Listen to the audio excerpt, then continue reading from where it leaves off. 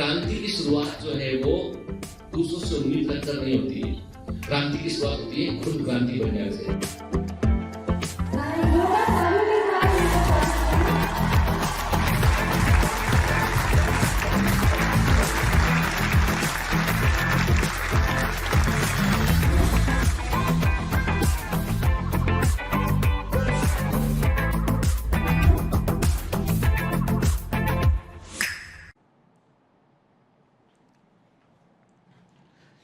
Hello commandos, welcome to biomentors classes online. I am doctor Jitendra Singh. तो चलिए बेटा, cell cycle और सेल डिवीजन में हम आगे बढ़ते हैं। तो हम पिछली क्लास में क्या देख रहे थे? हमने देखा था इंटरफेज में G1 फेज क्या होता है, S फेज क्या होता है, G2 फेज क्या होता है, ठीक है ना। हर एक फेज को हमने बड़े ध्यान से समझा। हमने देखा कि G0 फेज का मतलब क्या होता है, क्वाशंट स्टेज क्यों कहते हैं उसको, ठीक है। It is the exit from the G1 phase but it is suspended in the cell cycle, ठीक है। फिर S फेज में क्या होता है, G2 फेज में क्या होता है, उसको देखा हमने के। तो पिछली क्लास में हमने इंटरफेज को अच्छे से समझने की कोशिश की। हम जहां पर बात खत्म किए थे वो बात थी कि हम बात कर रहे थे molecular control of cell cycle के ऊपर हम बात कर रहे थे। तो जहां हमने बात छोड़ी थी वहीं से हम आगे बात शुरू करेंगे, लेकिन उसके पहले आपको मेरे कुछ प्रश्नों का उत्तर देना पड़ेगा, ठीक है ना। अब मैं आपको एक दो लाइनें आपको सुनाऊंगा। मैं नहीं लिखी है ये,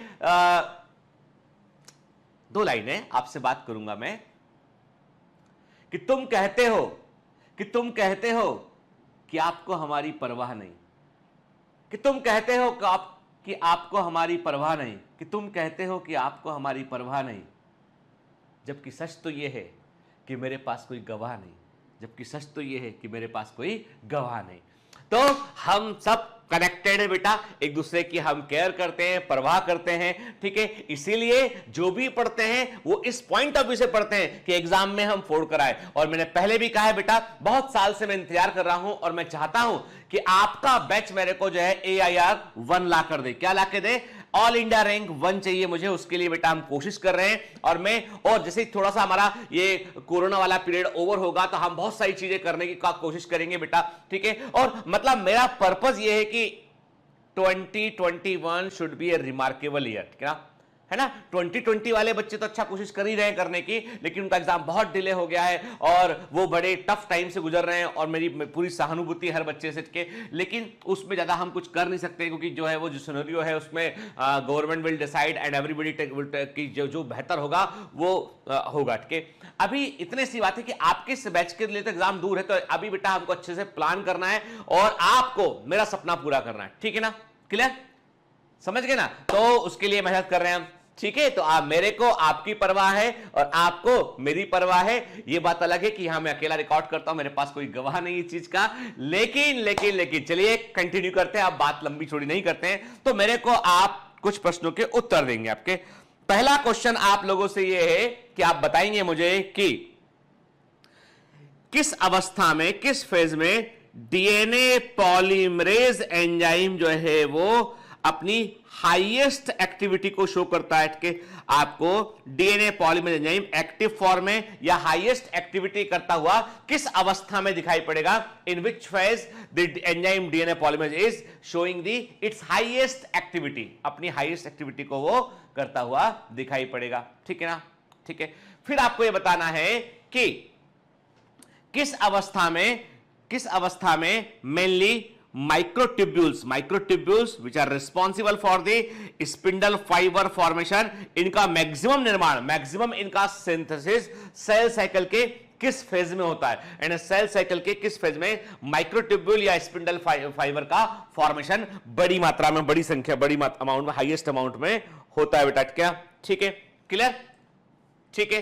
फिर आपको यह भी बताना है किस अवस्था में हिस्टोन प्रोटीन का सिंथेसिस होता है, and which of the following phase, किस अवस्था में हिस्टोन प्रोटीन का सिंथेसिस होता है, ठीक है, क्लियर, चलिए, तो ये तो तीन बेसिक क्वेश्चन थे जो मैंने आपसे किए। अब हम आगे बढ़ते हैं इसमें बेटा। तो देखो, ये हम अच्छे से जानते हैं बेटा कि हमें पता है कि जो सेल डिवीजन ना हो तो एक देखो मल्टी सेलुलरिटी, जैसे ही बहुकोषीय व्यवस्था का उदय हुआ, जैसे ही मल्टी सेलुलरिटी का जो है वो इवोल्यूशन हुआ, वहां पर हमें एक से कई सेल बनानी पड़ी ताकि ऑर्गन बन सके, टिश्यू बन सके, और ये बगैर माइटोसिस के संभव नहीं था, बगैर सेल डिवीजन के ये संभव नहीं था। क्लियर? फिर मैंने आपसे कहा कि एक सेल के बनने से लेकर उसके डिवाइड होने तक का जो टोटल टाइम पीरियड होता है उसे हम सेल साइकिल कहते हैं। कि एक सेल के बनने से लेकर उसके डिवाइड होने तक का जो टोटल समय काल होता है उसे हम उस कोशिका का, उस सेल का जीवन चक्र कहते हैं, सेल साइकिल कहते हैं। इसमें ग्रोथ फेज होती है और डिवीजन फेज होती है। ग्रोथ फेज को इंटरफेज कहते हैं हम, और डिवीजन फेज को क्या बोलते हैं? इसको हम माइटोटिक फेज कहते हैं। ग्रोथ फेज को बेटा हम एनर्जी फेज भी कहते हैं, इसे हम ऊर्जा प्रावस्था भी कहते हैं, इसको हम एनर्जी फेज भी कहते हैं। ठीक है, इसमें जीवन फेज, एस फेज और G2 फेज शामिल होता है, और माइटोटिक फेज में आता है एम फेज के। क्लियर? फिर यदि हम ह्यूमन सेल की बात करें तो 24 आवर में ह्यूमन सेल जो है वो डिवाइड करती है, उसमें से 23 आवर्स केवल इंटरफेस का होता है और 1 घंटा केवल माइटोटिक फेज का होता है। क्लियर? ठीक है, फिर हमने कहा इंटरफेज में जीवन फेज है, एस फेज और G2 फेज है। ठीक, क्लियर? फिर जब सेल ये डिसाइड करती है कि मुझे आगे डिवाइड नहीं करना है और सेल अंडरगोज इन दी डिफरेंशिएशन प्रोसेस, एक कोशिका जो है वो विभेदन की प्रक्रिया में भाग लेती है, विभेदन को चली जाती है, डिफरेंशिएशन को चली जाती है, तो हम ऐसा कहते हैं, हम कहते हैं कि सेल जो है वो G0 प्रावस्था में चली गई, G0 फेज के अंदर वो चली गई। के तो मतलब जब G0 फेज बोलते हैं बेटा, तो मैं बार बार रिपीट कर रहा हूं कि it is the exit from जीवन cycle but it is suspended in cell cycle. याद रखिएगा आप। ठीक है, क्लियर? चलिए, फिर मैंने आपसे कहा था कि सेल साइकिल में देयर आर 3 चेक पॉइंट, 3 सबसे इंपॉर्टेंट चेक पॉइंट होते हैं पूरे सेल साइकिल में, और उसमें से 2 चेक पॉइंट इंटरफेज में होते हैं। एक होता है G1 और S के बीच में, और दूसरा होता है बेटा क्या? G2 और M के बीच में। और जो माइटोटिक फेज में एक चेक पॉइंट होता है वो मेटाफेज और एनाफेज के बीच में होता है। तो वेरी वेरी इंपॉर्टेंट इंफॉर्मेशन, याद रखेंगे इसको। ठीक है बेटा?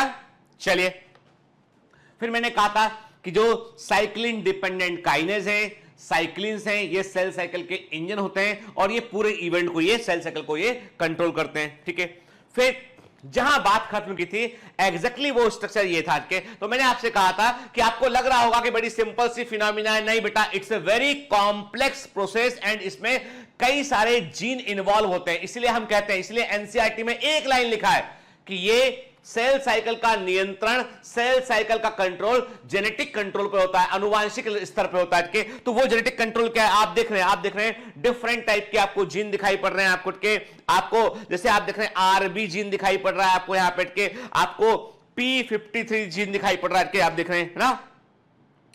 ठीक, तो ये सब क्या है?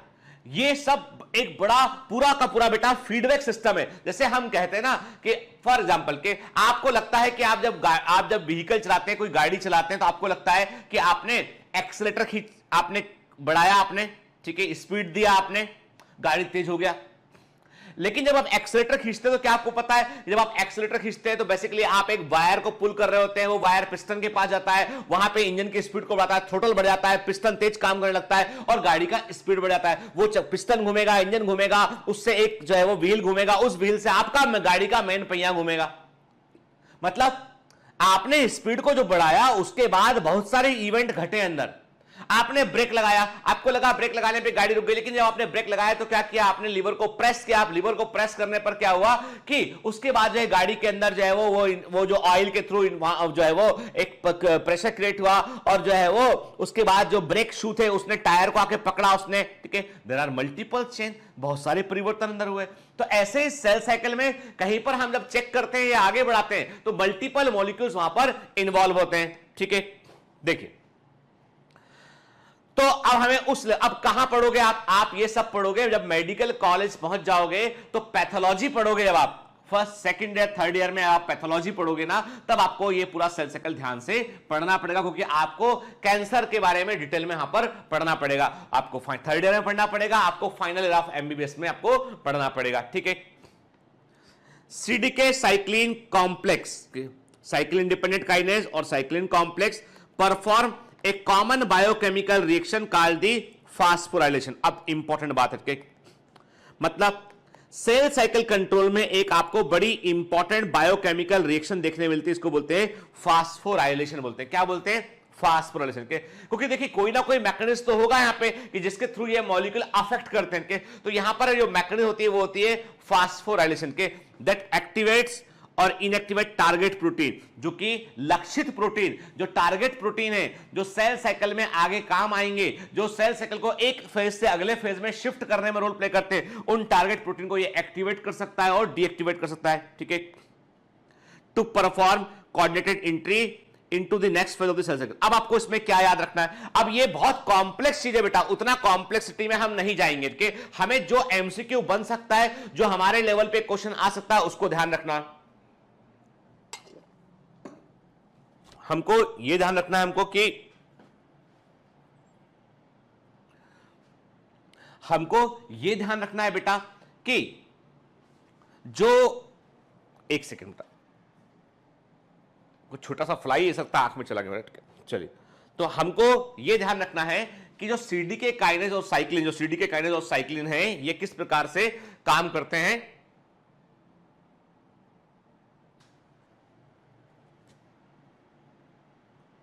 चलिए, तो बेटा हम क्या बात करते हैं? हम बात करते हैं ये कि जो साइक्लिन और सीडीके काइनेज किस प्रकार से काम करते हैं। तो मैंने आपको बताया कि they work by the way of the phosphorylation, phosphorylation के थ्रू ये काम करते हैं। ठीक है ना, क्लियर? तो याद रखिएगा, तो ये जो फंडा आया यहां पे बेटा निकल के, जो फास्फोराइलेशन का जो फंडा निकल के सामने आया है ना, ये आप याद रखिएगा, है ना, भूलिएगा मत। मैंने एक एमसीक्यू भी दिया और डीपीपी के अंदर इस तरह का। ठीक है, cyclin dependent kinases are of 7 type, 7 तरह के होते हैं, सीडीके 1 से सीडीके 7। ठीक है, ईस्ट के अंदर, अब ये इतना डिटेल में याद नहीं करना, एक बार सुन लो बस, क्योंकि कभी कभी क्या था, एग्जामिनर एकदम ही आउट ऑफ द बॉक्स चला जाता था, हमको सुन लेते हैं।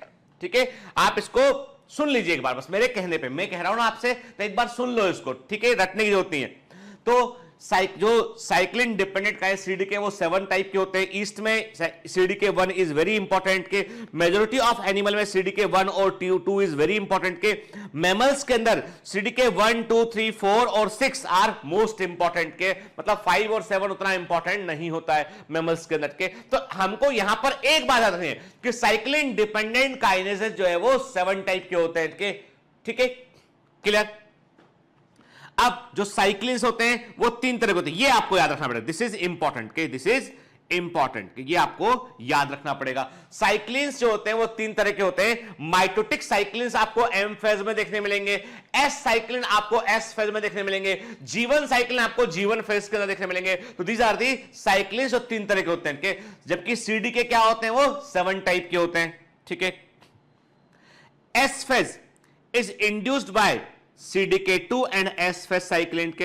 एस फेज का प्रेरण जो होता है, इंडक्शन जो होता है, वो किससे होता है बेटा? एस फेज का इंडक्शन साइक्लिन डिपेंडेंट काइनेज 2 और एस फेज साइक्लिन से होता है। ठीक है, एम फेज का इंडक्शन किससे होता है? एम फेज का प्रेरण या इंडक्शन होता है CDK1 और माइटोटिक साइक्लिन से। CDK1 और माइटोटिक साइक्लिन से जो है वो एम फेज का इंडक्शन होता है। ठीक है, क्लियर? अब ये तो बात की हमने 2 सबसे इंपॉर्टेंट फेज के बारे में हमने यहां पर बात की। बाकी भी बहुत सारे इवेंट होते हैं, वो सब हमारे काम के नहीं है। जो हमारे काम का है एमसीक्यू में जो आ सकता है वो हमने बता दिया आपको। ध्यान दीजिएगा। अब आप बोलेंगे सर ये कैसे पता चलता है आपको कि ये आ सकता है? देखो बेटा, क्या होता है कि देयर आर सेवरल एग्जाम के, मेडिकल एंट्रेंस के जैसे बहुत सारे एग्जाम होते हैं, जैसे बायोटेक्नोलॉजी एंट्रेंस का एग्जाम होता है, है ना, बीआईटी में से होता है बायोटेक्नोलॉजी एंट्रेंस। मैंने किसी क्लास में कहा था बीआईटी में क्वेश्चन आया तो बच्चों ने कहा सर इंजीनियरिंग कॉलेज है वो तक के, तो एक्चुअली बेटा ऐसा होता है कि जरा जहां पे कई जगह पे बायोटेक्नोलॉजी एंट्रेंस एग्जाम भी होते हैं, कई जगह पे जो होता है वो आपका लाइफ साइंसेज एंट्रेंस एग्जाम होते हैं, जेआरएफ नेट एग्जाम होता है, कई बार जो है वो आपका ओलंपियाड होता है। तो कई बार क्या होता है कुछ एमसीक्यू जो होते हैं इन चैप्टर के वहां पे पूछ लिए जाते हैं, और वही एमसीक्यू एग्जामिनर जो तो थोड़ा भी थॉटफुल एग्जामिनर होता है ना, तो वो ऐसे एग्जाम के क्वेश्चन भी देखता है ताकि वहां से कुछ क्वेश्चन यहां ले सके उठ के। तो इसीलिए हमको एकदम अवेयर रहना पड़ता है कि कौन क्या कहां पूछ रहा है, और वो हमें देखो जानकारी एक्स्ट्रा होगी तो बुरा नहीं है, पर जानकारी नहीं होगी ना तो बात ही खत्म हो गई, फिर तो कुछ नहीं कर सकते हम, ठीक है ना। तो मैंने क्या कहा आपसे कि एस फेज साइक्लिन जो है वो एस फेज का इंडक्शन जो है CDK2 और एस फेज साइक्लिन होता है, एम फेज का CDK1 और माइटोटिक साइक्लिन होता है। अब दो बड़े इंपॉर्टेंट जीन है बेटा यहाँ पे, एक है, अब देखो ये क्यों बता रहा हूं क्योंकि एनसीईआरटी ने तो एक लाइन सिलेबस की लिख दी, उसने कहा ये सब कुछ जेनेटिक कंट्रोल पे होता है कि एनसीईआरटी बोली कि भैया तुम पढ़ लेना, तुम्हारा काम जाने तुम जानो, के हम पूछना होगा तो पूछ लेंगे, ठीक है। देखिए CDC25 gene stimulate the entry of cell into mito, अब देखिए जेनेटिक कंट्रोल की बात करके, यानी CDC25 जीन जो होता है वो सेल को माइटोसिस में इंटर कराने के लिए स्टिमुलेट करता है, दिस इज द जीन के ये जीन सेल को स्टिमुलेट करता है माइटोसिस में एंट्री करने के लिए, ठीक है। Then V1 gene WEE V1 gene inhibit the entry of cell into mitosis, ये मना करता है, ये कहता है नहीं नहीं अभी नहीं, ठीक है। ये बोलता है हां ठीक है माइटोसिस करूंगा, वो बोलता है नहीं कर सकते, ठीक है। तो मैंने क्या कहा CDC25 gene stimulate the entry of cell into the mitosis, जबकि V1 जीन जो है वो उसकी एंट्री को इनहिबिट करता है, नहीं जाना अभी बोलता है, ठीक है, क्लियर। अब मजे की बात ये, this is the most important gene P53 gene के वेरी वेरी IMP, ठीक है। पहले ऑल इंडिया प्रिंटिंग में पूछा भी गया एक बार, इसे हम ट्यूमर सप्रेसिंग जीन कहते हैं, it is known as the tumour suppressing gene, ठीक है। तो याद रखना बेटा सिंपल सा क्वेश्चन के P53 gene is the tumour suppressing gene, और ये इतना इंपॉर्टेंट जीन होता है कि ये एक प्रोटीन को प्रोड्यूस करता है, और उस प्रोटीन का नाम होता है P53 प्रोटीन, उसे बोलते हैं हम P53 प्रोटीन कहते हैं। ये एक प्रोटीन को प्रोड्यूस करता है, उसे हम P53 प्रोटीन कहते हैं, और इस प्रोटीन को हम वॉचमैन ऑफ जीनोम कहते हैं, जीनोम का चौकीदार कहते हैं इसको हम, क्या बोलते हैं इसको, वॉचमैन ऑफ जीनोम कहते हैं। ये पूरे के पूरे डीएनए पे नजर रखता है कि डीएनए में कहीं कोई गड़बड़ तो नहीं है, डीएनए कोई हिस्सा डैमेज तो नहीं है, डीएनए कोई हिस्सा एबनॉर्मल तो नहीं है। यदि ऐसा होगा तो सेल फिर जीवन से एस फेज में नहीं जाएगी, वो चेक करता है। आपको याद है ना मैंने कहा था कि पहला चेक पॉइंट तो वहां होता है जहां पे सेल को जीवन से एस में भेजना होता है, और यदि डीएनए में कोई डैमेज है, डीएनए एबनॉर्मल है, डीएनए में कोई गड़बड़ है, तो वहीं पे सेल साइकिल को रोक देंगे, तो वो काम कौन करता है ये। और इसीलिए ऐसा देखा गया कि मोस्ट ऑफ द कैंसर, जहां पर भी कैंसर की घटनाएं देखी गई हैं, तो ये पाया गया है कि अधिकांश कैंसर में जिस जीन के अंदर म्यूटेशन हुआ और जो जीन ठीक से काम नहीं कर रहा था वो P53 जीन था।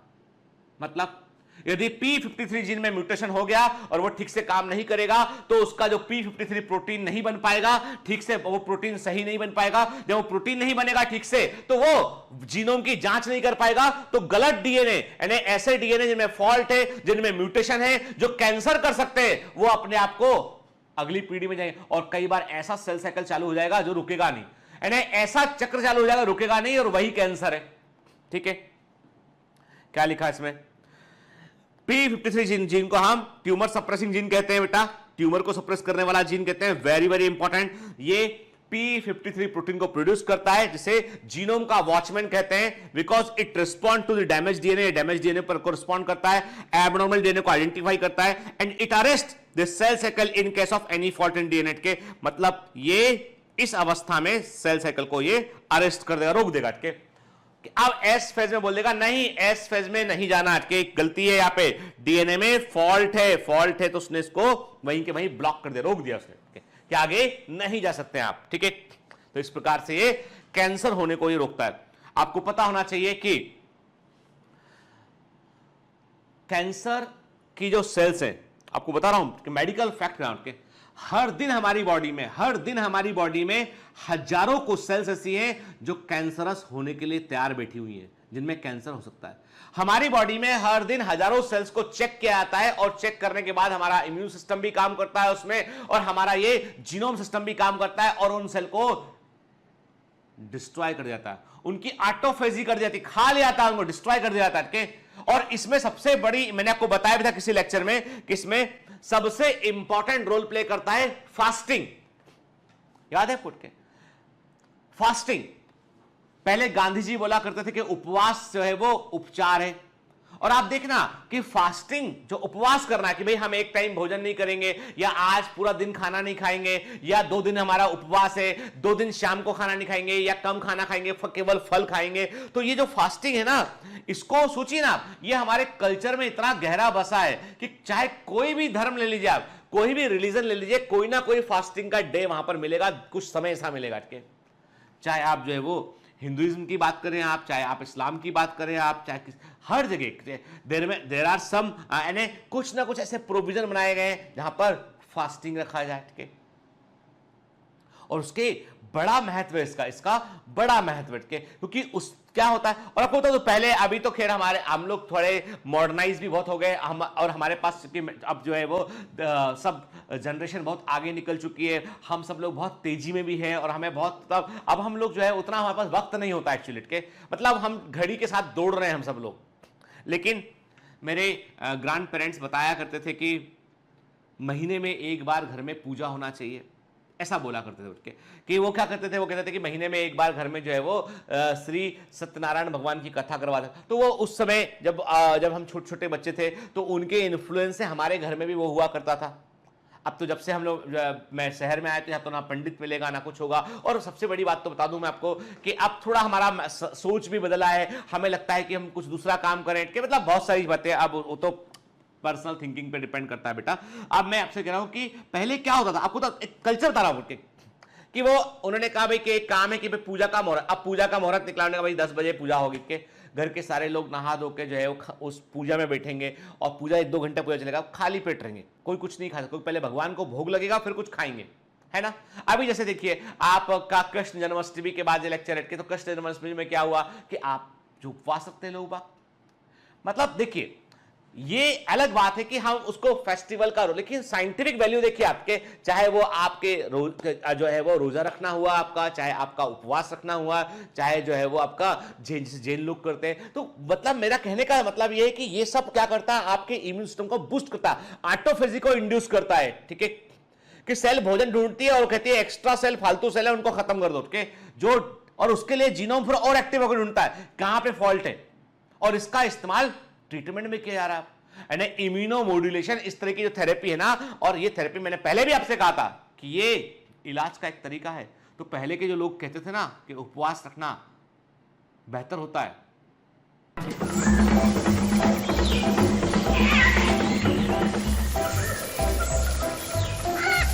Hello. Sorry to disturb you in between the lecture. But it's important to inform you. You should download the BioMentors app from Google Play Store. We need your support, so please take the subscription to become an official commando of BioMentors. Bye bye, continue your lecture.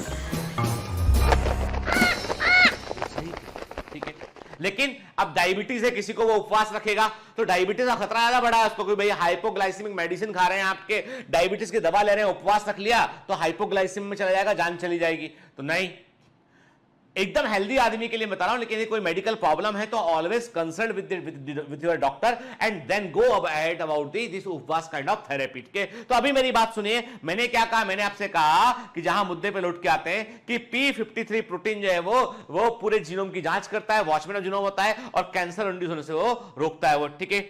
ये पाया गया कि 50% से अधिक cancer में जहां mutation था वो P53 जीन था, मोर देन 50% कैंसर में जो है P53 जीन में म्यूटेशन था, इसलिए जो प्रोटीन बना उस प्रोटीन ने जो है वो बराबर से डीएनए की जांच नहीं कर पाया, और बराबर से डीएनए की जांच नहीं कर पाया तो क्या हुआ बेटा, उसका मतलब यह हुआ कि कैंसर को रोक नहीं पाया वो, और एक गलती काफी थी, एक सेल ने फिर तो जो है वो बड़ा भीड़ लगा दिया उसने, ठीक है। कैंसर क्या होता है? It is the uncontrolled mitosis division, ये एक प्रकार का अनियंत्रित माइटोसिस समसूत्री विभाजन होता है, अनियंत्रित माइटोसिस होता है। In cancers the cells are not controlled by the molecule. ध्यान रखिएगा, कैंसर का मतलब यह है एक ऐसी गाड़ी जिसका ब्रेक फेल हो गया हो। क्या? कैंसर का मतलब है एक गाड़ी जिसका ब्रेक फेल हो गया हो, तो जाहिर सी बात है गाड़ी चलती रहेगी चलती रहेगी चलती रहेगी और वो कहीं ना कहीं टकरा जाएगी। कहने का मतलब यह है कि cancer is the uncontrolled mitosis जिसमें सेल साइकिल का मॉलिक्यूल कंट्रोल खो जाता है, खत्म हो जाता है उसके, फिर वो साइक्लिन का भी नहीं सुनता और वो सीडी के काइनेस का भी नहीं सुनता, लगातार लगातार सेल डिवाइड कर रही होती है, ठीक है। और ये कोशिकाएं अमर कोशिकाएं होती है, इमोर्टल सेल होती है, ठीक है। चलिए कुछ इंपॉर्टेंट पॉइंट नोट कर लेते हैं हम, है ना। ये तो बात की हमने molecular basis of cell cycle की। याद रखना बेटा, in S phase there is no synthesis of RNA. याद रखना कि एस अवस्था में आरएनए का निर्माण नहीं होता है, जबकि हिस्टोन प्रोटीन बनता है। In S phase there is no synthesis of RNA, RNA का निर्माण नहीं होता है। This cell undergoes in division when karyoplasmic index is disturb, ठीक है ना। ये मैंने आपको cell the unit of life में बताया था कि कोशिका सेल जो है वो विभाजन में भाग लेती है जब कैरियोप्लाज्मिक इंडेक्स जो है वो डिस्टर्ब होता है। किसका मतलब क्या है? Volume of nucleus oblique volume of cytoplasm. जब ये लेवल लगातार साइटोप्लाज्म का वॉल्यूम बढ़ेगा, न्यूक्लियस का वॉल्यूम उतना ही रह जाएगा, तो फिर जो है वो कैरियोप्लाज्मिक इंडेक्स डिस्टर्ब होगा, तो फिर न्यूक्लियस को अपना वॉल्यूम बढ़ाना पड़ेगा। ओवरऑल सेल का जो है वो साइज बढ़ जाएगा, तो सेल को अपना सरफेस वॉल्यूम रेशियो मेंटेन करने के लिए डिवाइड करना पड़ता है, ठीक है। इस बारे में हम already cell the unit of life में बात किए हुए हैं। In S phase the 2C DNA becomes 4C, याद रखिएगा, बट 2N remains 2N, के 2N ही रहेगा, लेकिन 2C DNA 4C बन जाएगा। ये हम पहले भी बात कर चुके हैं, ठीक है ना। पिछले लेक्चर में मैंने आपको बताया था, याद रखना, भूलना नहीं है, इंपॉर्टेंट है। आधुनिक अनुसंधान बतलाते हैं कि latest research shows that due to hydration the chromosome becomes invisible in interphase. आधुनिक अनुसंधान बतलाते हैं कि इंटरफेज में हमें क्रोमोसोम क्यों नहीं दिखाई पड़ते, वो खुल जाते हैं। और ऐसा इसलिए होता है क्योंकि उनमें हाइड्रेशन आता है, मतलब वो वाटर के साथ में मिलके मतलब वो न्यूक्लियोप्लाज्म में फैल जाते हैं, उसको हम हाइड्रेशन कहते हैं। तो हाइड्रेशन जल योजन के कारण क्रोमोसोम का थ्रेड पूरा खुल जाता है और न्यूक्लियोप्लाज्म के अंदर क्रोमोसोम बिखर जाते हैं, इसलिए क्रोमेटिन थ्रेड बन जाते हैं, तो हमें दिखाई नहीं पड़ते हैं, ठीक है। ड्यू टू डिहाइड्रेशन, जब जो है क्रोमोसोम को डिवाइड करना होता है माइटोटिक फेज में, तब क्या होता है, तब क्रोमोसोम का डिहाइड्रेशन होता है, उनका वाटर कंटेंट न्यूक्लियोप्लाज्म से वो अलग हट जाते हैं, अपने क्रोमेटिन को वो कंडेंस करते हैं। जब वो क्रोमेटिन कंडेंस करते हैं तो हम बोलते हैं कि they are going into the dehydration process, की वो कंडेंस हो रहे हैं, ठीक है। तो क्रोमोसोम को दिखाई पड़ते हैं, ठीक है। फिर the repair of damage DNA takes place in interphase के, याद रखिए, यदि कोई डीएनए में डैमेज हुआ है, कोई प्रॉब्लम है, तो उसकी रिपेयरिंग जो है वो कब होती है? वो इंटरफेस में होती है, और ये रिपेयरिंग होती है एस अवस्था में। के देखो, नंबर 1, यदि डीएनए में कोई बड़ा डैमेज है तो जीवन से एस फेज में सेल नहीं जा पाएगी, रुक जाएगा, सेल साइकिल वहीं रुक जाएगा। लेकिन कोई मामूली परिवर्तन है, कोई मामूली डैमेज है, तो उस डैमेज की रिपेयरिंग जो है वो एस अवस्था में होती है, ठीक है। The period between two successive cell division is called generation time और interphase के। दो सेल डिवीजन या दो माइटोटिक फेज के बीच का जो समय काल है, दो सेल डिवीजन या दो माइटोटिक फेज के बीच का जो समय काल है, उसे जनरेशन टाइम या इंटरफेस कहते हैं, ठीक है। सेल साइकिल के जो मेजर इवेंट हैं, very very IMP. Cell cycle के मेजर इवेंट क्या है? Number 1 replication of DNA, number 2 division of nucleus, number 3 division of cytoplasm. मतलब replication, karyokinesis and cytokinesis, these are the 3 most important event of the cell cycle, ठीक है। कुछ out of the box point है जो आपको दिमाग में रखने हैं बेटा एग्जाम के पॉइंट ऑफ व्यू के। जीवन स्टेज अमीबा में, फिशन ईस्ट में और स्लाइम मोल्ड में देखने नहीं मिलती है। जब एग्जामिनर पूछेगा, जब पूछे तब बताना, जब पूछे तब बताना, ठीक है, नहीं तो चुप रहना, ठीक है। जब पूछेगा तब बताना, नहीं तो चुप रहना। समझ गए ना कि जीवन फेज किस में, नहीं तो पता चला कि ये ज्ञान सब जगह लगा दिया जाकर के। जीवन stage absent in amoeba, fission yeast and slime mould के। Tubulin protein and kinase protein are synthesised in G2 phase. Specific question है बेटा ये, ठीक है। ट्यूबुलिन प्रोटीन और काइनेस प्रोटीन कब बनता है? G2 फेज में बनता है, ठीक है। सेंट्रियोल का नया पेयर, मतलब सेंट्रियोल का डुप्लीकेशन कब होता है? वो एस फेज में होता है। एस फेज में न्यूक्लियस के अंदर डीएनए डुप्लीकेट हो रहा होता है और साइटोप्लाज्म में सेंट्रियोल डुप्लीकेट हो रहा होता है, ठीक है। Centriole initiate cell division in animal cell. Animal cell में सेल डिवीजन को इनिशिएट करते हैं सेंट्रियोल के, इसलिए जिन सेल्स में सेंट्रियोल्स नहीं होंगे वो डिवाइड नहीं कर पाएंगी। जो मैच्योर न्यूरॉन्स हैं, जो परिपक्व न्यूरॉन होते हैं, उनमें सेंट्रियोल्स नहीं होता है, इसलिए वो डिवाइड नहीं कर पाते, क्लियर? एकदम क्लियर बेटा। अच्छा बताओ, बोर तो नहीं लग रहा ना? मतलब आपको, मतलब मैं जान तो लूं, पता चला कि नहीं तो बोलना शुरू कर दो, क्योंकि अभी क्या हो रहा है कि जरा सी बात को लेके बहुत सारी बातें बन जाती है, ऐसा वैसा ये वो। अरे भैया पढ़ने पर ध्यान दो, ठीक है, वही काम आएगा जो तुम्हारा ढेर सारा ज्ञान, ये किसी काम का नहीं है।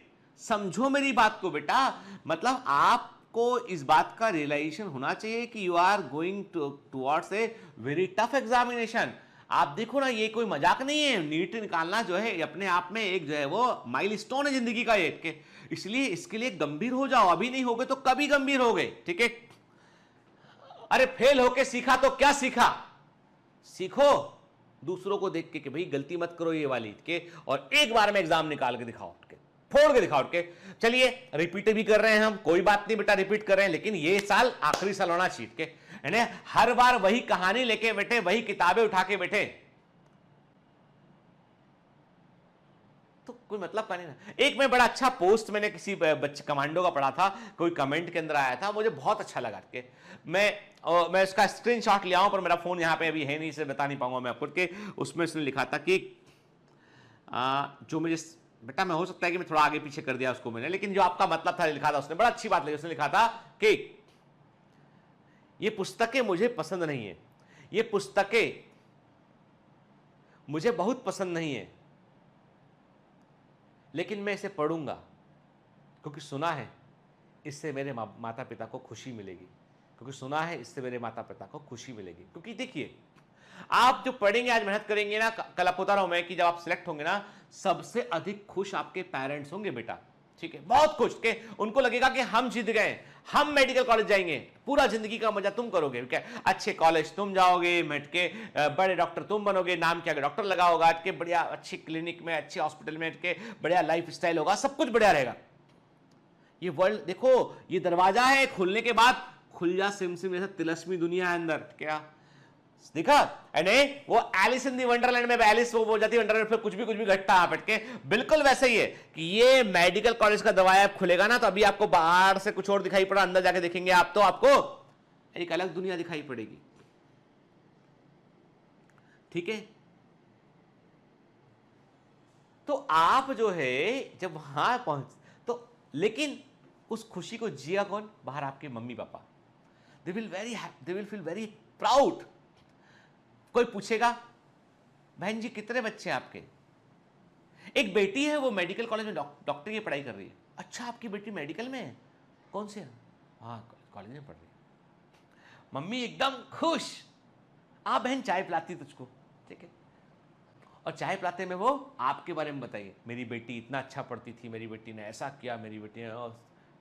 सामने वाली जो है वो वर्मा आंटी वैसी टेंशन में, बेटा उनका पढ़ता ही नहीं है ना, दिन भर पबजी पबजी पबजी, पिताजी का नाम भी पबजी रख दिया उसने, है ना, पहले बाबूजी बोलता था, पबजी बोलता है उनको। तो कहने का मतलब ये है कि वो वैसी टेंशन में। तो पेरेंट्स में जब मैं सिलेक्ट हुआ तो मेरे फादर मुझे जो है, मैं शुरू में एक आध दो दिन तो समझ में आया, चलो ठीक है डैडी खुश हैं बहुत, है ना। मिलने कोई आए, अरे गोल्डी को बुलाओ, ये हमारा बड़ा बेटा है मेडिकल कॉलेज में, इसका इतना रैंक आया था, ऐसा ऐसा हुआ। अब मैं ऐसा अपना जब तो छोटे थे तो देखो, ऐसा तुम लोग तो सब बहुत स्मार्ट हो, मतलब मैं ब्रह्मी आंवला किस्ते लगाया करता था मैं, तो तुम्हारे जैसा स्मार्ट और हैंडसम नहीं था तुम बच्चों जैसा, मैं ब्रह्मी आंवला केश तेल लगाता था, जिसकी एक अलग खुशबू, नहाने के बाद उसको लगाओ तो एक अलग तरीके की खुशबू आती है कि लगता है कि नहा के आ गए हम, है ना। तो वो, और फिर वो जो कंघी होती है जैसे चपटे है ना, मुंह पकड़ के ऐसे करते हैं ना, तो वो वाले कंघी करता था बैठ के। मम्मी पहले बचपन में मम्मी करती थी, फिर बाद में खुद भी करना सीख गए कि अपने ही मुंह पकड़ कर लेते थे। तो मेरे को लगता है अजीब के आगे, कैसे हो बेटा, कैसा कॉलेज कैसा हो रहा है, मन में करा क्यों बुला लेते हो बार बार, लेकिन what happiness they are having inside, तो वो खुशी, क्या उनका हक नहीं है यार थोड़ा बहुत? ठीक है, मतलब आप पर जो मेहनत कर रहे हैं बेटा, उनका भी हक है कि आपको आपकी सफलता से वो खुश हो सके, है ना। ठीक है, चलिए ये तो बात होगी दूसरी। अभी मैंने आपसे कहा कि बेटा, है ना, तो ये पॉइंट कुछ आपको ध्यान रखना है। चलिए आगे बढ़ते हैं उसमें के। अब कुछ नोबेल प्राइज, मुझे मालूम है मैंने आपको जो है वो बुकलेट दिया हुआ है, बुकलेट में नोबेल प्राइज दिए हुए हैं, लेकिन प्रॉब्लम क्या है, वो इतने सारे एक साथ याद तो होते नहीं है ना।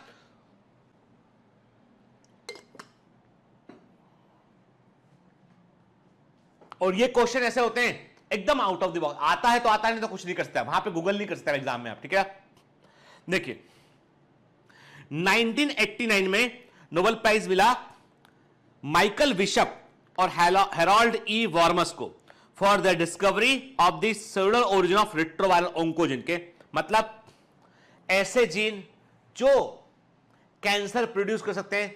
रिट्रोवायरस के अंदर ऐसे जीन होते हैं जो हमारी सेल के साथ जुड़कर कैंसर प्रोड्यूस कर सकते हैं, मतलब वायरस में be a reason of cancer, virus से कैंसर हो सकता है। रिट्रोवायरस हमारे सेल के प्रोटोओंकोजीन, जो हमारे सेल में कैंसर प्रोड्यूस करने की क्षमता रखने वाले जीन है, उनको वो एक्टिवेट कर देता है। तो ये पूरी कहानी बताई बिशप और वॉर्मस ने। ठीक है, फिर 2002 Sydney Brenner, Robert Horvitz and John E Sulston for the discoveries concerning genetic regulation of organ development and programme cell death, जिसको बोलते हैं हम एपोप्टोसिस। 2002 में नोबेल प्राइज मिला Sydney Brenner, Robert Horvitz, John E Sulston को। किस चीज के लिए मिला इनको? इन्होंने बताया कि ऑर्गन डेवलपमेंट का, जो भी ऑर्गन डेवलप होते हैं उनका जेनेटिक रेगुलेशन कैसे होता है, और कोई सेल अपने आप को मारने का अरेंजमेंट कैसे करती है, कैसे सेल जो है वो सुसाइड करती है, कैसे सेल प्रोग्राम करती है अपनी डेथ को, उसे एपोप्टोसिस कहते हैं, इसको बतलाया, जो एक बड़ी महत्वपूर्ण खोज थी। ठीक है, 2001 हमने लिखा हुआ ऑलरेडी पहले, Leland H Hartwell, Tim Hunt and Paul M Nurse, इन्होंने बताया कि सेल साइकिल में की रेगुलेटर्स क्या होते हैं, साइक्लिन्स क्या होते हैं, सीडीके काइनेस क्या होते हैं, कैसे काम करते हैं, इसको इन्होंने बतलाया। ठीक है, clear. Then 2009 Elizabeth H Blackburn, Carol W Greider and Jack W Szostak के for the discovery of how chromosome are protected by telomere and enzyme telomerase. देखिए ये भी एक इंपॉर्टेंट खोज थी, इसने एजिंग की तरफ इशारा किया, कि बताया इन्होंने 2009 में जो है एलिजाबेथ एच ब्लैकबर्न, ठीक है, ग्रेडर और जोस्टेक ने बताया कि किस प्रकार से क्रोमोसोम अपने आप के अपने टीलो जो है वो क्रोमोसोम टीलोमेर के द्वारा सुरक्षा प्रोवाइड करते हैं, एंजाइम टीलोमरेज कैसे काम करता है और किस प्रकार से क्रोमोसोम को सील करते हैं, और इस पूरे के पूरे सीक्वेंस का क्या सिग्निफिकेंस है, यह बतलाया किसने? ब्लैकबर्न, ग्रेडर और जोस्टेक ने बतलाया। ठीक है, देन 2016 योशिनोरी उशुमी जापानीज साइंटिस्ट हैं, for his discoveries of mechanism of autophagy, कि सेल कैसे जो है वो ऑटोफेजी में काम करती है, किस प्रकार सेल अपने आप को डिस्ट्रॉय कर सकती है, कैसे सेल जो है वो अपने आप को खा सकती है, अपने आप को डिस्ट्रॉय कर सकती है, कैसे सेल के अंदर के जो लाइसोम है वो ऑटोफेजी को इंड्यूस कर सकते हैं, उसे सेल को डिस्ट्रॉय कर सकते हैं। इस मैकेनिज्म को खोज निकाला किसने? जो है योशिनोरी उशुमी के। Then 2018 Nobel prize James P Allison और Honjo for the discovery of cancer therapy by inhibition of negative immune regulation के इन्होंने कैंसर थेरेपी में सेल्स का इस्तेमाल किया, वो बताया इन्होंने कि हमारे ही इम्यून सिस्टम की कुछ सेल्स ऐसी होती है जो हमारी ही सेल को जो है हम उनको सिलेक्टेड कैंसर सेल को पहचानने के लिए हम उनको प्रोग्राम कर सकते हैं। हम ऐसा प्रोग्राम कर सकते हैं कि हमारे इम्यून सिस्टम की सेल्स हमारी बॉडी की उन सेल्स को पहचान ले जिन सेल में कैंसरस सेल के लक्षण है और उन्हें खा जाए। ये एक बड़ी डिस्कवरी थी कि मतलब हमारे इम्यून सिस्टम में ऐसा हम जो है वो कुछ सेल्स जो हमारे इम्यून सिस्टम की सेल्स हैं उनको ऐसे हम एक्टिवेट कर सकते हैं कि वो हमारी बॉडी के अंदर कोई कहीं भी कैंसर सेल बन रही होगी उसको वो आइडेंटिफाई करके खत्म कर दें। ठीक है।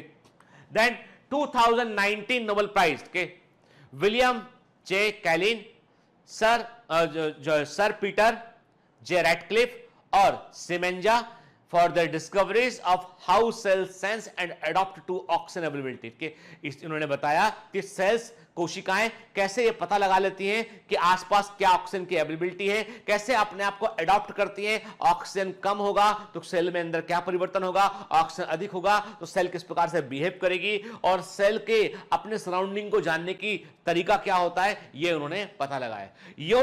ये जो जितनी भी हमने नोबेल प्राइज देखे ये सारी खोज का संबंध कहीं ना कहीं कैंसर के ट्रीटमेंट से है। ठीक है। अब आप बोलोगे सर कैसे याद करें? भाई देखो बेटा, मैंने आपको बताया, आप याद रखो कि देखो ये क्या है, ये ऐसे क्वेश्चन है जो बिल्कुल जी के बेस्ट रिलेवेंट क्वेश्चन है और ये एग्जाम में कई बार पूछ लिए जाते हैं। ठीक है ना, क्लियर? तो चलिए, तो अभी तो हमने क्या बात किया, हमने बात किया ये सेल साइकिल के बारे में हमने बात किया है। अब आएंगे हम एमफेस की बात करेंगे। ठीक है ना, देखिए तो मतलब ये तीनों अवस्थाओं को, इन तीनों फेज को हम अच्छे से समझ चुके हैं। अब कहानी बची है इस अवस्था की, इस फेज की कहानी बची हुई है अभी। ठीक है, देखते हैं एनसीईआरटी क्या लिखता है। This is the most dramatic period of cell cycle के ड्रामेटिक बोले तो ड्रामा करने वाला, परिवर्तन दिखते हैं, मतलब यहां पे visible changes can be seen के वो दिखाई पड़ते हैं हमको के। पहले जब जीवन फेज में प्रोटीन बन रहा है क्या, और तो वो दिखाई नहीं पड़ेगा आपको माइक्रोस्कोप के, लेकिन यहां पर ये माइक्रोस्कोप का इस्तेमाल करोगे तो सेल डिवाइड, क्रोमोसोम बनता दिखाई पड़ेगा, क्रोमोसोम पोल की ओर मूव करता दिखाई पड़ेगा, यानी परिवर्तन दिखाई पड़ेंगे। That's why it is called the dramatic phase period of cell cycle के, involving a major reorganisation of virtually all component of the cell के। इसमें सेल के सभी घटक अपने आप को रीऑर्गेनाइज करेंगे, क्रोमोसोम अपने आप को जो है वो अरेंज करेंगे, डिवाइड करेंगे के। ठीक है, सेल के सारे कंपोनेंट अपने आप को जो है वो डिवाइड करेंगे, मतलब यहां पर बाकायदा डिवीजन ऑफ न्यूक्लियस होगा, डिवीजन ऑफ क्रोमोसोम होगा, डिवीजन ऑफ साइटोप्लाज्म होगा। ठीक है ना। In mitosis, since the number of chromosome in the parent and progeny cell is same, so it is called the equational division. ठीक है, यदि 2n cell में माइटोसिस करोगे तो 2n सेल बनेगा, n सेल में माइटोसिस करोगे तो n वाला सेल बनेगा। मतलब माइटोसिस में से बनने वाली सेल्स में क्रोमोसोम नंबर चेंज नहीं होते हैं, सभी सेल्स जेनेटिकली सिमिलर होती है, आनुवांशिक रूप से एक समान होती है सेल्स। ठीक है ना। दो for convenience mitosis has been divided into 4 stages of nuclear division के। माइटोसिस में जो कैरियोकाइनेसिस है, न्यूक्लियर डिवीजन है, उसको हम 4 अवस्थाओं में बांटते हैं समझने के लिए। ठीक है, एक बात ध्यान रखना के, ये चारों अवस्थाएं ऐसी नहीं होती हैं कि प्रोफेज हुआ, अब उसके बाद इंतजार किया, फिर मेटाफेज हुआ, फिर इंतजार किया, फिर एनाफेज हुआ, फिर इंतजार किया, फिर टीलोफेज हुआ, ऐसा नहीं होता। ये सब परिवर्तन एक साथ चल रहे होते हैं के, एक साथ चल रहे होते हैं के, मतलब प्रोफेज से ट्रांजिशन लगातार ये इट्स ए कंटिन्यूअस प्रोसेस, लगातार होने वाली ये प्रक्रिया होती है के। तो लिखा है यहां पे, it is very essential to understand that, ये समझना जरूरी है, cell division is a progressive process के, ये लगातार आगे बढ़ने वाली प्रक्रिया होती है, and very clear cut lines कि यहां प्रोफेज खत्म हुआ, यहां मेटाफेज शुरू हो गया, यहां मेटाफेज खत्म हुआ, यहां एनाफेज शुरू हो गया, यहां एनाफेज खत्म हुआ, टीलोफेज हो गया, ये कहना मुश्किल है। इसलिए हम क्या करते हैं, हम कुछ माइलस्टोन पहचान लेते हैं। हम बोलते हैं न्यूक्लियर मेम्ब्रेन गायब हुआ, प्रोफेज खत्म, अब मेटाफेज शुरू हो गया। ठीक है, क्रोमोसोम इक्वेटर पर अरेंज हो गए, मतलब मेटाफेज सेल मेटाफेज में, क्रोमोसोम पोल की ओर मूव कर रहे हैं मतलब ये एनाफेज है, क्रोमोसोम पोल पर पहुंच गए हैं मतलब टीलोफेज है। तो मतलब यहां पर हम क्या करते हैं, हम इवेंट को कोरिलेट करते हैं कि ऐसा ऐसा हो रहा होगा तो ये अवस्थाएं होंगी, लेकिन ये परिवर्तन जो है इतना फास्ट होते हैं, जैसे जो है वो गति से होते हैं, वहां पे क्लियर कट डिमार्केशन की यहां ये खत्म हो गया ये शुरू हो गया, ये कह पाना थोड़ा मुश्किल होता है। क्या लिखा है इसमें, ये समझना जरूरी है कि सेल डिवीजन एक प्रोग्रेसिव प्रोसेस है, लगातार आगे बढ़ने वाली प्रक्रिया है। इसमें आपको क्लियर कट लाइंस यानी क्लियर कट जो है वो बाउंड्री अलग अलग फेज के बीच, स्टेज के बीच में आपको देखना मुश्किल होता है। ठीक है, क्लियर। चलिए तो पहले बात करते हैं हम माइटोसिस की। माइटोसिस को बेटा हम सोमेटिक सेल डिवीजन, दैहिक कोशिका विभाजन, हिंदी में कहते हैं इसको दैहिक कोशिका विभाजन, ठीक है, या सम कोशिका विभाजन भी कहते हैं, इक्वेशनल सेल डिवीजन भी कहते हैं कि इस प्रकार के, और हिंदी में इसको समसूत्री विभाजन भी कहते हैं कि ठीक। In this type of division, इस प्रकार के विभाजन में the mature somatic cell divide in such a way के, इस प्रकार के विभाजन में जो परिपक्व दैहिक कोशिका होती है, जो मैच्योर सोमेटिक सेल होती है, वो अपने आप को इस प्रकार से डिवाइड करती है कि क्रोमोसोम नंबर में कोई परिवर्तन नहीं आता है। जो सेल होती है उसमें क्रोमोसोम नंबर पेरेंटल सेल के समान रहता है, मतलब there is no genetic variation, कोई भी अनुवांशिक परिवर्तन यहां पर नहीं आता है कि सेल्स आर सिमिलर के 2n से 2n सेल बनेगा, n से n सेल बनेगा, क्रोमोसोम नंबर में कोई परिवर्तन यहां पर नहीं होगा बेटा। ठीक है, mitosis was discovered by in plant cell by German biologist Strasburger, ठीक है ना, याद रखिएगा के पौधों में माइटोसिस की खोज जर्मन जीव वैज्ञानिक स्ट्रासबर्गर ने की, इंपॉर्टेंट है, याद रखिएगा। ठीक है, mitosis was discovered in plant cell by German biologist Strasburger। Mitosis को पादप कोशिकाओं में जर्मन जीव विज्ञानी स्ट्रासबर्गर ने खोजा। ठीक है, mitosis was discovered in animal cell by Walter and Fleming in salamander cell। Mitosis को जंतु कोशिकाओं में वॉल्टर और फ्लेमिंग ने खोजा। माइटोसिस को जंतु कोशिका में वॉल्टर और फ्लेमिंग ने खोजा, किसमें, सैलामेंडर की सेल में, in salamander cell. Clear. The term mitosis given by Flemming, mitosis शब्द को फ्लेमिंग ने दिया। The term mitosis given by Flemming, माइटोस का मतलब होता है थ्रेड, ओएसिस का होता है स्टेज के, मतलब यहां पे क्रोमोसोम आपको धागे के समान दिखाई पड़ते हैं, इसलिए माइटोसिस का। ठीक है, तो माइटोस मतलब थ्रेड और ओएसिस मतलब स्टेट। ठीक है, generally mitosis takes 30 minute to 3 hours, depend करता है। अब ये कोई फिक्स नहीं है कि ये एक नॉर्मल कहते हैं कि अधिकांश सेल में ऐसा इतना टाइम लगता है कि 30 मिनट से लेकर 3 घंटे का समय लग सकता है, और ये टाइम जो है वो स्पीसीज स्पेसिफिक होता है, अलग अलग प्रजाति में अलग अलग होता है, अलग अलग बॉडी ऑर्गन में माइटोसिस का टाइम पीरियड वेरी करता है, अलग अलग होता है, डिपेंड करता है किस तरह की रिक्वायरमेंट उसके अकॉर्डिंग। ठीक है ना। It also depends upon temperature and type of tissue के, यानी टेम्परेचर कितना क्या है यहाँ पे मीडियम मेट के, और किस तरह का टिश्यू है वो भी डिसाइड करता है रेट ऑफ सेल डिवीजन को। के माइटोसिस आपको डिप्लॉइड और हैप्लॉइड दोनों प्रकार की सेल में देखने मिलेगी। के याद रखना, एनिमल सेल में एनसीईआरटी में साफ साफ लिखा है कि एनिमल्स के अंदर माइटोसिस केवल डिप्लॉइड सेल में होता है, जबकि प्लांट में माइटोसिस डिप्लॉइड और हैप्लॉइड दोनों सेल्स में होता है। ये एनसीईआरटी का पॉइंट है, दिमाग में रखिएगा। ठीक है, और ये एक जनरल पॉइंट है बेटा। ठीक है, लेकिन जब आप एनिमल सेल की बात करते हैं तो केवल माइटोसिस केवल डिप्लॉइड सेल में होता है। एनिमल्स की हैप्लॉइड सेल माइटोसिस शो नहीं करती है, क्योंकि वो गैमेट होते हैं, वो आगे डिवाइड नहीं करते हैं। ठीक है, जबकि प्लांट्स में माइटोसिस और जो है वो हैप्लॉइड और डिप्लॉइड दोनों सेल में हमको देखने मिलता है। ये पॉलीप्लॉइड सेल में भी होता है। ठीक है, जिनमें 2 से अधिक क्रोमोसोम सेट है उनमें भी होता है। In plants mitosis is commonly seen in apical meristem of root tip and shoot tip, ये मैंने बताया हुआ आपको पिछली क्लास में कि पौधों में जो ग्रोइंग पॉइंट होते हैं, वृद्धि बिंदु होते हैं, वो जड़ और तने का सिरा होता है। Apical meristem of root tip and shoot tip होता है, वहां पर मेरिस्टेमेटिक टिश्यू देखने मिलता है आपको। और हम कहते हैं पौधों में ग्रोथ होती है लोकलाइज्ड और अनलिमिटेड। पौधों में वृद्धि होती है स्थानीय स्तर पर होती है, लोकलाइज होती है, लेकिन जब तक वो मेरिस्टेम प्रेजेंट रहेगा वो प्लांट ग्रो करता रहेगा, अनलिमिटेड होती है। जबकि एनिमल में ग्रोथ क्या होती है? अनलोकलाइज्ड और लिमिटेड, पूरी बॉडी में होती है और लिमिटेड पीरियड के लिए होती है। ठीक है। Mitosis occurs during the embryonic development, it is the main division of growth. Very very IMP. Mitosis भ्रूण के विकास के दौरान होता है। माइटोसिस या समसूत्री विभाजन भ्रूण के विकास के दौरान होता है और ये वृद्धि का प्रमुख विभाजन है। It is the main division of growth, ये वृद्धि का प्रमुख विभाजन है।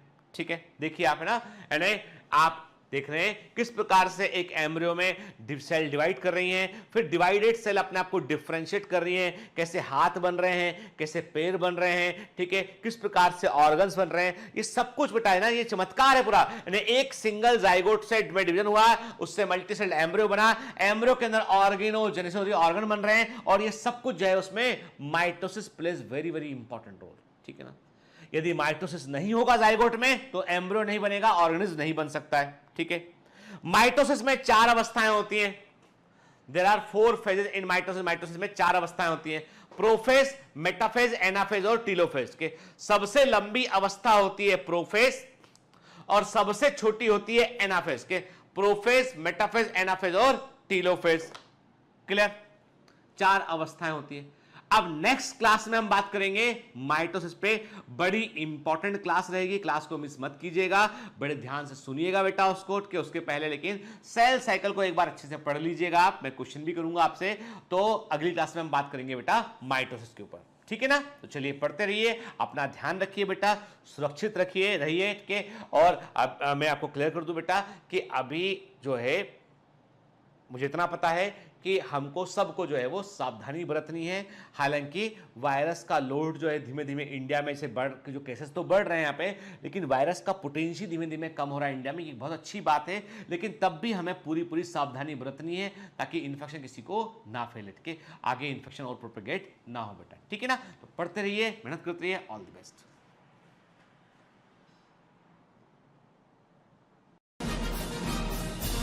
Hi. To become an official commando of Biomentors, join us at www.biomentors.online. Here you can solve daily practice papers, an online test. You can download performance enhancement sheets. You can track your progress. You can interact with other fellow commandos. Join us and prepare yourself. It's a commando training for your success. Download Biomentors online app from Google Play Store.